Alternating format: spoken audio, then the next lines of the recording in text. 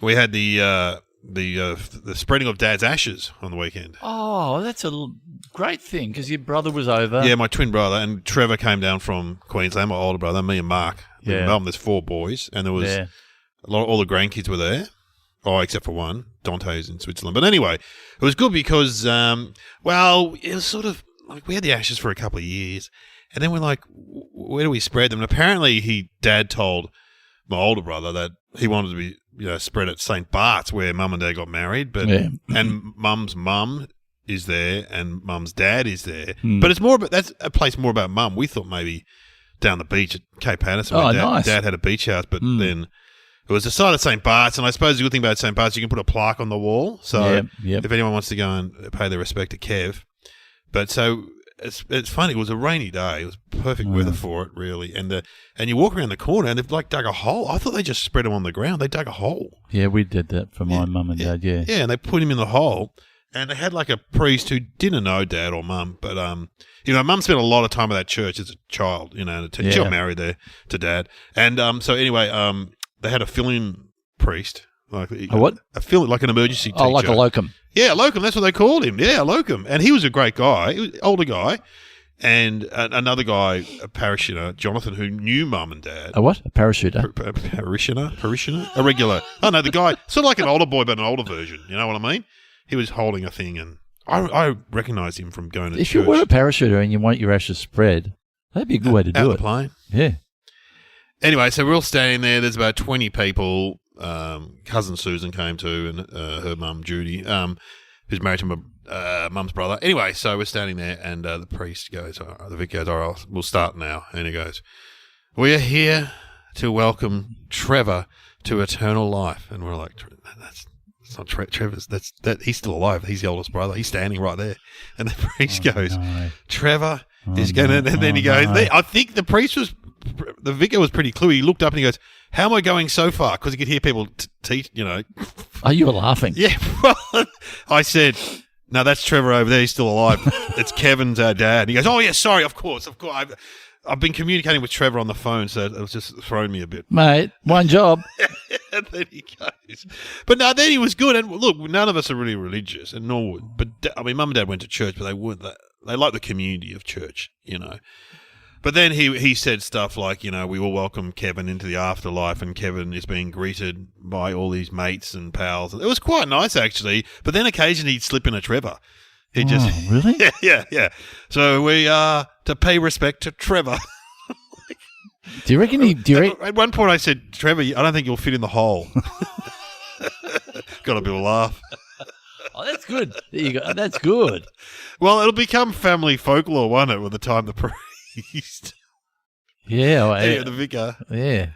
But anyway, then we had to give a like we're talking about. I mean, they've gone out of their way. It's a Saturday afternoon. It's not their normal work day, is it? It's not the Sunday. Yeah, but it's what they do. I know it's what they do. And I said, look, and then my brother's like, we've got to give them a donation. I think there's a bit of an expectation. You know? And the guy was so nice. He said, you don't have to donate any money. You used to come here as a child, and which we certainly did go there a lot when we were kids. And, your mum was there. She was a big part of this parish.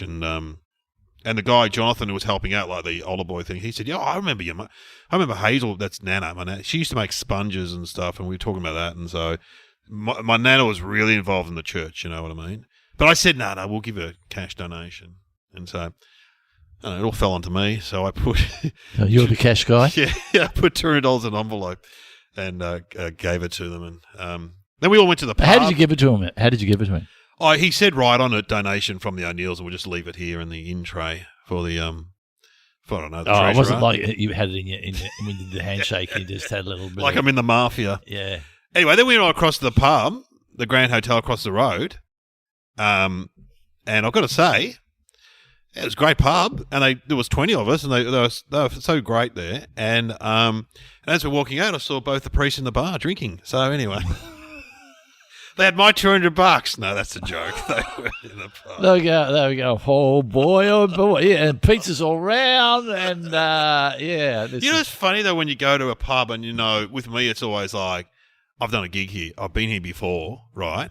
Oh, but this pub, past life. But anyway, no, this pub was where they had the first Full Frontal, the TV show, Christmas party, and I remember a distinct memory of walking in, and I came a bit late because I was doing a gig, and you and Eric Banner were dancing on the dance floor. Do you remember that? You're making this up. No, I remember it. You've dreamt this. I remember it. I'm not a big dancer. I'm positive. Well, dance together. Yes. With each other. Well, I remember there was just you two guys on the dance floor. Were we trying to be funny? Yeah, I think you were. You were doing funny dancing. Oh, that's all right. I mean, I can imagine that we would do something like that, You were definitely there because I wrote on the show with What you. suburb was it? Richmond. It was in Richmond. Oh, okay. I would because it was out in the burbs. I probably wouldn't go. No, you were definitely both there on the dance floor. I had a flashback when I walked in. I went, "Oh my god, this is a grand hotel." I remember you and Eric. Well, God, if only we had cameras back then. You know what I mean? I know. Yeah, all that stuff's lost just to our memories, Glenn. Yeah, I was only watching Eric in Chopper this morning. Oh, was Chopper on? No, it was a clip on YouTube. Oh, he's and great. And it was the scene. It was the No Cash. Oh, yeah. And I thought I know this scene, but I'm going to watch that again. And that is a phenomenal piece of acting from Eric. It's funny, on this very road we were sitting is a Greek restaurant called Spartaki. It's a Greek restaurant. My Greek friend, the real estate agent, Sam, recommended it. If you want to, it's great souvlaki. And they've got a little sign saying cash welcome, and it's got Vince doing the no cash here. Oh, really? Oh, really? You will not get to the front door. If you get up and go, I will shoot you before you get to the front door. Well, I had great pleasure when we occasionally meet Eric, don't we, for dinner? Yeah. And we were talking about stand-up and stuff, and then we had a bit of communication after, and I said, I've got to go to a gig, and he texted me, is the gig cash? And I had great pleasure in texting back, cash, no cash here. Because you don't like to sort of bring up people's thing. When we go to those dinners that we haven't had one for a while. No, we're going to have one. Have they got a name? Yeah. Are we allowed to say who goes? The alumni, is it? No. Oh, there's from people that worked on Eric Banner's sketch show. Ah, right. Yeah. The stickers. The stickers group or something. It all comes from when we used to go and film sketches in locations. Occasionally a kid would wander up and go to the cameraman, you guys got any stickers? Apparently there was some kid who used to turn up and ask for stickers. You guys got any stickers? Because Eric gave us all stickers last time we had dinner. Yeah. I was sat next to Eric at the last dinner, and then he came out as COVID. I'm going, oh, great. Oh, that's right. Yeah. But I didn't catch it unless I sat right next to him. No one got it. Yeah. That was so long ago it was. Yeah. So it's too long. So for those guys who are listening, we're due a dinner anyway. We're suggesting we go to the Grand Hotel and you and Eric get up and do some funny dancing for us. I remember had a dance floor that had flashing lights too. I'm remembering specifics about this. Your dancing. There's some things you probably should forget. Yeah. So I don't know whether I should tell a story of me and Eric, because when I think about Eric, I think about going away to do this is before Eric was obviously big. It was me and Bob Franklin and Eric in a caravan in Ballarat. You know this story? Yeah, and you went and stayed in a caravan in Eildon or somewhere, wasn't it? Yeah, it was, and it was as cold as cold. Yeah, and staying in a caravan, which was his, and we had nothing to do, so we got our wallets out and we had an old Pix magazine. That's right. And they had pictures of girls and guys in the nude and we did a game where we cut those pictures out and put them in the window of our wallets. And just let our wallets fall open. At the bar? At the bar. You went to a bar then? Went to a bar later on. and the game was called No, I'll Get This. And someone goes to the bar and then you go, I'll get this, and you let your wallet fall open. And I put men in there. I put men in. Mine was just this guy with a really fat stomach with again, I'm going to talk about penis, with a really huge penis. And we used to do this a lot.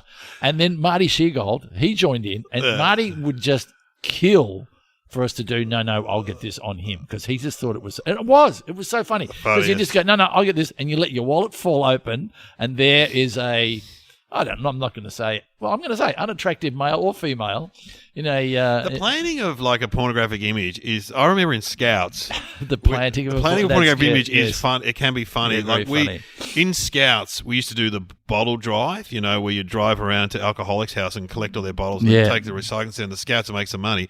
And we had a great leader called Ted Chittick, this British guy. He was very straight. He was very and he had this old truck, and Bruce Millwood found some like a pornographic material in the bottle drive, in some of the bottles, amongst the bottles. And so what he did, he put it into Ted's glove compartment, And so we're driving along. I'm in the middle. Ted Chittick's driving and Bruce is on the passenger side. He goes, Ted, have you got a Melways, mate? Can I just check the glove box? And he pulls it out. Oh, Ted, what's this stuff? What's going on here, mate? God, we laughed. I didn't put that there. Oh, that's not mine, you bloody not mine. I think you did. I might do that bloody stuff. Oh, God. Yeah, what is that? What's going on here? Tell the wife. that's Oh, it. God, we laughed. Anyway. Anyway, here comes the music.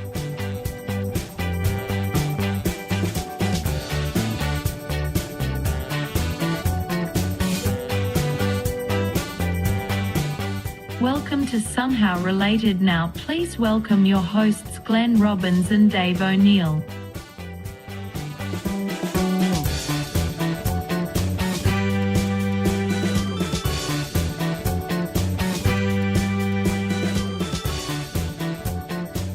Anyway, here we are. It's a podcast. We're talking quickly because I got meant to get to a doctor's appointment, but I just texted. You've got that rash. Yeah, I got that rash, and you know. How's this? I got a text message this morning. No, don't tell me, because weeks ago you did talk about. Oh, my testicle. No. This is another affliction. I've had a sore Achilles. Oh, So yeah. I went and got a scan. And what? The doctor sent me this message. Oh, this Hi, is the one. Dave. This is a text message. Your ultrasound shows a partial Achilles tendon tear with tendonitis in the tendon as well. Review if needed to discuss. Regards, Dr. Andrew. Do not reply. Oh, okay. So what is? You got any pain down there? Yeah, a little bit, but like not at the moment. When you walk around, or it's been hurting for like 8 months. Like at least. Really? That's no good. I mean, it's kind of the old man injury. Yeah, is it? Because tear? I was doing star jumps at the gym, and I thought someone kicked me in the leg, and I tore my what's that one? Oh yeah. Calf. Yeah. Oh. The calf or the Achilles. There was a guy at the golf club who saw a snake and jumped and ripped his Achilles in half. Oh. I mean, yeah. So I guess you just have to do some work for it to heal. Yeah, they can inject something into it. I've been doing physio. But, So does it affect your gait? Probably does. I haven't seen you. I mean, have you got any line dancing coming up or anything like that? Because it would definitely affect that. Oh, yeah, or skiing, or Or making love, or, making love. Feel like making love. So what are you going to do? Nothing. Well, I'm going to find out. I've got to discuss with the doctor, but I can't text him back. Oh, I see. And he's going on holidays. He told me he was going on holidays. You know why? Because he doesn't want to get into a back and forth on how to. Because he could. You've still got to go in there, which is fair enough to get your info rather than getting into the text. It'd be good. Last week we talked about LOLs and OMG, and I could text him back. OMG. Oh yeah. Oh my god. No LOLs here. Just as well I wasn't an STD or something. Did you know that? Okay. Winston Churchill wrote. Yeah, I heard that last week. No. This is somehow related that no one has ever sent in. What? That Brad Pitt played Achilles Oh, in Troy? in Troy. Yeah. And what injury did he have on set? Oh, and Achilles. He tore his Achilles playing Achilles. That's interesting. And who was in Troy? Eric Banner. oh my god, It's all coming full this circle. is like where we can. It's like we're on a park bench going senile. Looking at the birds. We should get our topics. We've got 2 topics on how they're related. How are these related? Come on, Sam. Give us a doozy. No, she's not going to say how they're related. I know. We've got to work it out. We've got to work that Okay, out. what is it? She's going to. All she does is she gives us 2 topics. Yeah. With a line in between them. Yeah. And we have to fill in the line. What is it, Sam? White lines on the road and milk. She just took the word that you mentioned, lines, and just Googled it, I reckon. She did that AI She's thing. quick. So she's taken. It's just like am I having deja vu? Are we? Is this a real moment we're having here? Yeah. It's doing my head in. When was the last time you had milk? I've gone from being a Oat milk? Yeah, and when I first used to, I was one of the first people to take on oat milk, I reckon you were. and my friends used to think I was saying goat milk. So I have now come back to being a normal latte guy or a skinny latte guy. But the thing is, I have a lot of places where I go where I have my coffee and I'm a regular, and they know straight away. So if I change it, Yeah. they go, "What's happened?" Why? Because oat milk's, or nut juice as I like to call it. Because you did a gig for the people who made almonds milk. Oh, And they were getting shitty, weren't they? Or is that your story? yeah, no. That no. they don't like the fact that they call it milk. Oh, yeah, it's true. That's true. Yeah, that's right. And Will Anderson, whose dad's dairy farmer, said that, dairy farmers aren't happy about this whole nut byproduct being called milk. Because it's technically not milk, is it? It's like and it's giving you another way to have milk. So therefore, it is affecting their sales. But I mean, I quite like soy milk. I never really have it, but I don't mind it in a Isn't smoothie. there estrogen in there or something? Doesn't it give you breasts? Oh, that could explain something. Not that not having breasts is a bad thing. Don't get me wrong. I don't have milk much anymore now. I used to have it at breakfast, but I've been fasting, so I don't have breakfast. Why do you? What would your normal breakfast be? Just Wheat Bix or muesli with some milk? Yeah, I have oats with oat milk and yogurt. But I have Kel Knight's breakfast because Kel would say some yogurt muesli would be nice. Yogurt. Muesli is good, but muesli must have a lot of sugar in it. Do you reckon? Or Yeah, and it has a lot of dried fruit and nuts and stuff that can unless your stomach is very robust, you know, it's good for you, I suppose, to have that roughage. But milk, kids drink a lot of milk. Oh, so it's the very thing that we started drinking. It's primary school. Yeah. Remember I'm thinking breast milk. Oh, excuse me. You just burped. Oh my God. Okay, breast milk. Maybe that's why people got into cow's milk. Because drinking cow's milk is kind of weird, isn't it? Well, it is, isn't it? Because so what is the reason for cows to have milk? To feed their calves? Yeah, it must be. But do they do something to make them continually produce milk? Because surely that's unnatural. I just always think of that bit in Dumb or Dumber or Kingpin. It's one of those Farrelly Brothers movie where the guy comes back with a bucket and he said, "I've just been milking that cow. I've got some milk." And the guy goes, "That's not a cow, that's a bull." Oh, made me laugh. Anyway. I know I remember my mother saying, and I don't know why, but there is an advantage if you are breastfed longer. I think there's something to do with asthma, diabetes. Definitely. There's something. Yeah. Well, what has to? That's why they, Definitely. It's not everyone can breastfeed though. It's like a dark art, I believe. It's kind of hard for the. Was the I mother. there when Kate Langbrick did it on? On the panel. She did it on the panel to outrage. Outrage. Which I, to this day, still do not understand. I used to do jokes about it because then we went to My Kitchen Rules and she breastfed there and the guy came out and said, "I'm sorry, but you can't breastfeed this establishment." I was spewing because I just latched on. And you were going hard at it. Yeah, can you heat it up? It was really weird. And I said, me and Sas, the producer, and Husey would have been there, said, "I think they're just doing that because it was such a big thing on the panel. And this was like 2 months. I think they're just doing it for the publicity, you know." But I do not understand. Is there anything more natural than breastfeeding? No. No. But what's tell me the offensive part. And Parliament. Remember someone got kicked out of Parliament and now... Tell me the offensive part. They're not taking a dump. I know. They're feeding a baby. Having said that, I've done that a couple of times when people have got offended. That was also on My Kitchen Rules. I remember that episode. Yes. That was a magic box. What was it called? Mystery box. Why, this will get them going. Sorry. But remember we had the milk delivered at school? Oh, yeah, and if a hot day, it would it would turn to cream on top. Yeah, it would sit out on these steps. And then the kids would drink it, and they go out to play, and it would all have this gel. What colour were the lids? Was it green or red? I thought it was... Was it red? I thought it was silver. Oh, they're silver. What was your method for getting the lid off? Did you put your thumbnail through it? I think I did. Because I think I was a whole top guy. Because you could... If you could lift it Didn't we do the connection between that milk and Gough Whitlam? Remember he got rid of it. I'm sure we did on this podcast. Did he bring it in? No, I think he got rid of it. Oh, I can't remember. We'll have to look that up in a podcast. We are going back a long way. I'm sure there are a number of listeners who would have had milk. I'm sure there's nothing like that now, though, is there? No. Is there? No. No, they have breakfast Now they go down to programs. Boost Juice and everyone gets a $12 Boost Juice and a whole bucket of sugar. Bananarama, please. Yeah. So what are the other milks? I gotta say, my daughter got in the car the other day. She was to pick them up from the city. Her and her cousin. They had a Boost Juice, and it smelled good. I felt like saying, "Go back and get me one. Get me a Bananarama." Well, yeah, they are good, but it is. You're taking away the biochemistry of the piece of fruit. You're taking away, and your body's going, "Oh, I kind of recognise this," but mainly it's just a whole lot of sugar. When you combine it with the natural fibre, it probably the body can digest it much better. You a naturopath? Well, nearly. Almost. So, what are the other milks? Soy, Oh.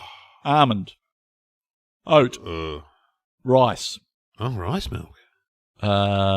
coconut. Oh, coconut milk. Yeah.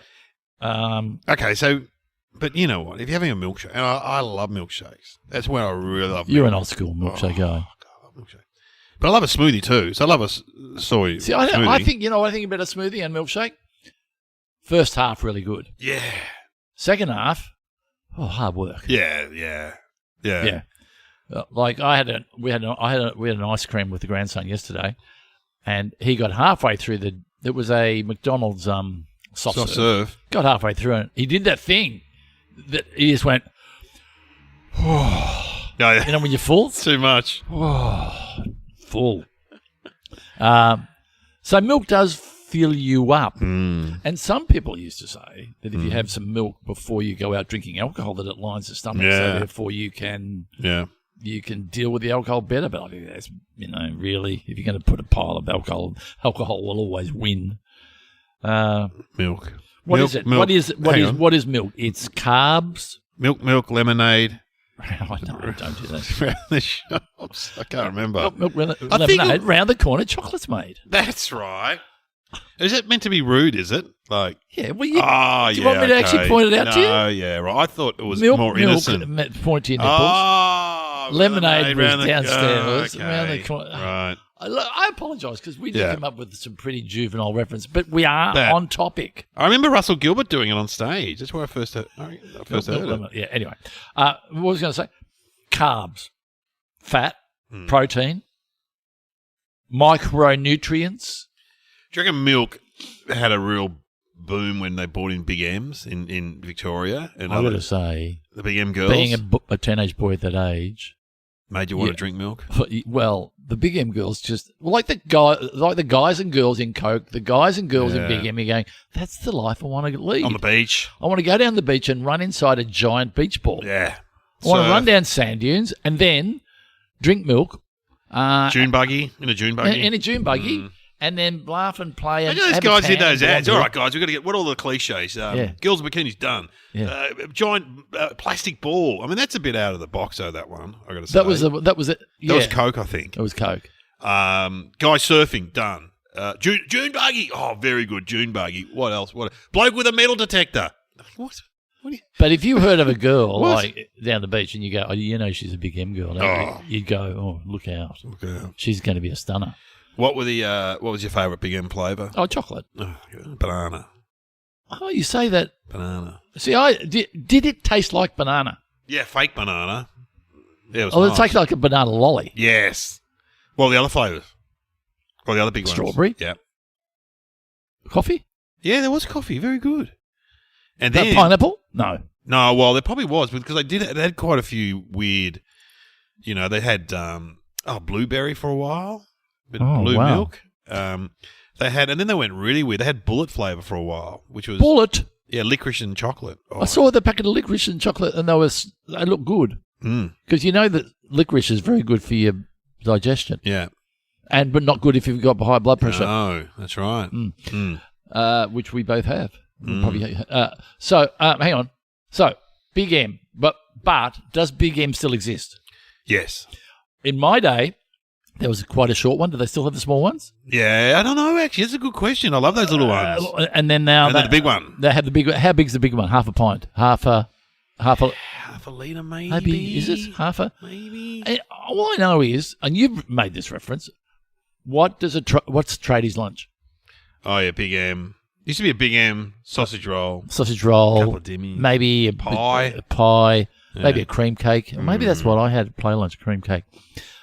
But I would love, as you're drinking a chocolate milk, icy cold, you're going, I never want this to stop. Yeah, it's good. Well, I think enough milk talk. Let's talk about white lines on the road. Not an easy topic to talk about. White line fever. I think you get white line fever. White line fever is when you've been driving too long and the white line hypnotises you. So, it's funny, the kids, because we were driving down the beach, they were asking about what the different lines mean. Yeah. And I said, well, the broken line means you can pass at any time. You can overtake. Yeah. But if you get a double line, that means you can't overtake, doesn't it? At no point can you overtake. Is there ever a single line?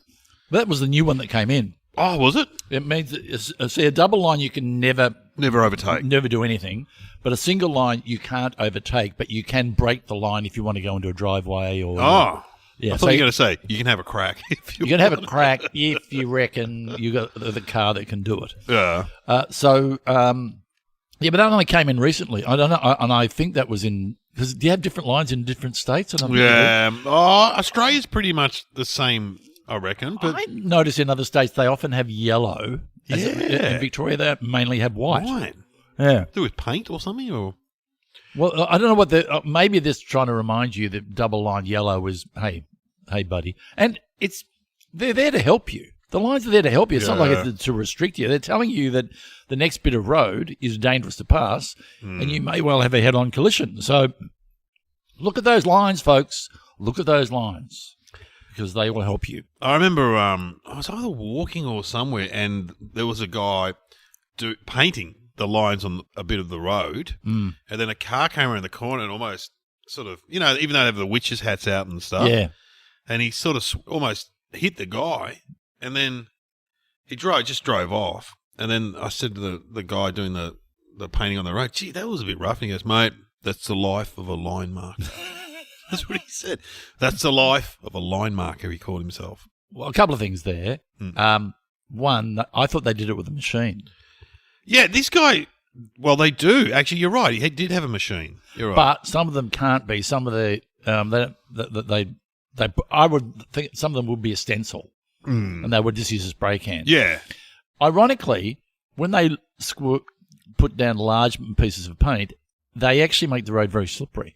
Ah, yeah, right. Yeah, so therefore, if you happen to, like pedestrian crossing, it got huge chunks of white. Yeah. So ironically, that you can skid on that. You can't control yourself. So that's important to remember. But also, too, I remember when I was doing driving school that sometimes the guys who put them down don't necessarily put them in the right spot. So you have to sometimes look after yourself as far as is it in the right spot in relation to the corner. Because sometimes sometimes you'll just go, I'm on the white side of the white line. I am okay. I'm okay. But sometimes you're not, because there's one near my place where if you're doing the right-hand turn, the road isn't parallel. So when they come across the other way, you're sitting there like a lame duck. Is that the right word? Going, if they skid, they're going to come straight into me. So having said that, I don't know what else they could do. But, your white lines are a guide, but not necessarily absolutely. And any white line markers out there, would that be a trade? Could be a trade. It's a very specific job, isn't it? Because I always wonder about the guy who speed limits. Yeah. Okay, let's go around this corner at 80. How's that feel? How's that feel? Maybe 75. 75? I don't know. I would crank it back to it. 60's too slow. We're in the open here. Yeah, it's too slow. Yeah. Well, what about up there? But bullshit, mate. What about that corner up there? You said that was 100. Yeah, but that was back before they put the double lines in, you idiot. So I sometimes I often question. I go, this road is too fast for 80. Yeah. And for 100. The road I drive on, it's 100, and there are driveways, because it's out, in farmland, there are driveways. So if you come out of your driveway, you're coming into a moving traffic that's going at 100. Yeah, that's hard. So you can't, I think they should crank it back a little bit. But what's happened for me of late, as I said the other day, I got a triple speeding fine because they've gone back from 60 to 50 to 40 in some built-up areas. God, it's annoying. Anyway, it's annoying. But anyway, what about those put ones that when you're going off the road? I quite like those. They vibrate in your bottom. Yeah. You go, well, it's a little buzzy, which is good. Obviously, they're there to keep you awake. Yes, to keep you and to let you know that you've gone off the road a little bit. Yeah, so you just go, But they don't really have them in the middle of the road, do they? They had like the cat's eyes. Yeah. Remember those? They were pretty. What are they? They're cat's eyes. But so they were there to light up the middle of the road. Yeah. Reflect. Yeah. But the But also, have you noticed how on country roads they used to have those metal fences on the side of the road, and Yes. now they've got those wires. Yes. Because the cars will bounce back from them back onto the road, apparently. As opposed to going straight through the metal thing and into a tree. It'll push you back onto the road. because I thought the way they were built originally it was kind of like it enveloped the car. Oh, maybe. I thought it's enveloped the car and then sort of held onto it rather than flipping or going further. All right. No, But I guess the wire is a similar. You're probably right. Yeah, I don't know. Are you saying the wire did that or the metal stuff did that? I thought the metal did that. Oh, It sort of okay. came around the car. It actually cushioned the bloke to a certain as much as you could without because you're better off to have some sort of cushioning rather than hitting a tree. It is funny when you come across, not funny, but it's always a weird vibe when you come across an accident. I'm not saying when anyone's been killed, but the other day, just like a little bingle, I went to the farmer's market, Glenn, and we drove into the car park, and a guy has run into another guy, and you could see that on his BMW, the number plate hanging off the back. Yeah, I know. And the other guy, and I couldn't hear what they say, but you just see the exasperated and the guy going, well, I don't know. And then he gets in the car and speeds off. But what's interesting is that they weren't on the road. Probably they were in a car park. Car park. Sometimes with a farmer's market, you'll park in a paddock. Yeah. And you go, what is the law in a paddock? It's lawless. It's lawless in a paddock. Lawless. You go, mate, no laws out here. Did you ever have you had a car accident? Oh. Yes, I remember having my dad's car, and I wasn't looking. Then I was on tram lines. Oh no! And I just skidded on the tram lines. And just car just took off. And Mum and Dad were overseas, and they had to come home to find their car had been smashed. Oh, the first time you go on tram lines in Melbourne is quite disturbing. It is. Like, It's ridiculous. Wheels falling off, or what's happening? It's ridiculous. Get them off. Get over there. I remember we were in the country up in Tokemore or something like that, and I ran in. You know, when you go to turn a corner and there's a car in front of you, but they haven't taken off. You think they've taken off, but they haven't taken off. Yeah. And I ran and I just dinked them like bing, just a little bingle. Yeah. And the guy gets out and he's like, "Oh yeah, this is no good." And the other guy in the passenger seat goes, "My neck hurts." I'm like, "What's going on?" Yeah. Never heard from him though, but I thought it was like some sort of con job. Anyway. Yeah, I stopped at the lights. A woman wanted a car park next to me, so she's backed straight into me. Oh, yeah. And then got out and said, "You ran into me." I said, "No, I didn't. I was waiting at the lights." You were reversing. Yeah, you were reversed. You ran into me. And then, of course, there's we only talked about that because we had my brother's 70th and we all told stories at his 70th. And someone told the story about when I was like 3, Dad put me in the car because we lived we had a very steep driveway. And he just put me in the car because I used to like to play pretend he drivers before we you'd never be able to do this now. Put me in the car and I would sit behind the wheel and play pretend. And back in those days, it was a hand brake, meaning you would pull that not in between the seats, straight forward. And I'm sitting there with my little legs hanging on the steering wheel, and I kicked the handbrake. And the car rolled down the very steep hill. And I remember my dad running down next to trying to open the door. And my brother told me that I hit the lamppost, blacked the suburb out. Really? Yeah. I didn't get hurt, but it'll probably come up in some sort of therapy later in life. If you ever did that Julia Zamiria show, they go back to your old street, you're like, well, I can show you the pole. Yeah. This is the lamppost. I can show you the hill. Julia, where I blanked out the whole suburb. Blanked out the whole suburb. All right, we should have some thinking music, though. What about Milk Big M ad? No. What about, I know. Professor Julius Miller with his glass and a half of milk. Remember that? Yeah, let's have that. Sand in a funnel, supported by strings, a little push, a pattern appears, a balance of natural forces and energies. So, too, Cadbury Dairy Milk Chocolate has natural goodness with the glass and a half of full cream dairy milk in every 200-gram block.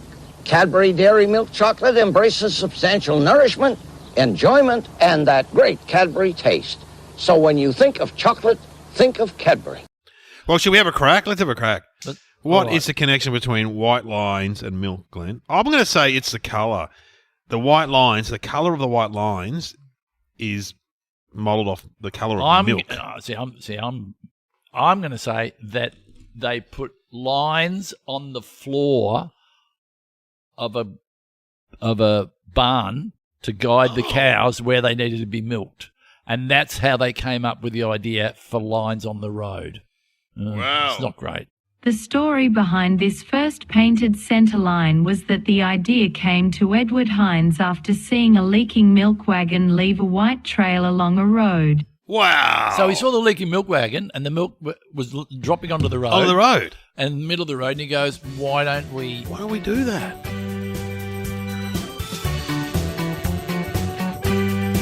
You have been listening to Somehow Related with Glenn Robbins and Dave O'Neill.